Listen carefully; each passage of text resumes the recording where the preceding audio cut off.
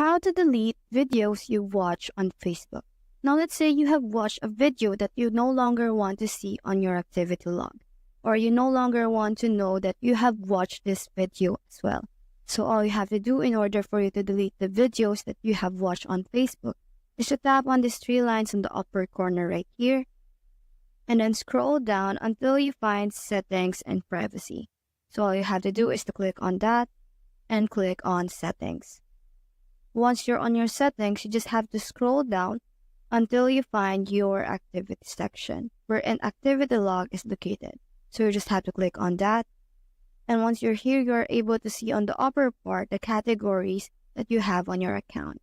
So if you want to find the videos that you have watched on Facebook, all you have to do is to scroll it down and locate videos watched right here. You just have to click on that. And now you're able to see every video that you have watched on Facebook. Now, in order for you to delete that video, all you have to do is to tap on these three dots right here and click on delete. So that's how to delete videos you watch on Facebook. Hope it helped.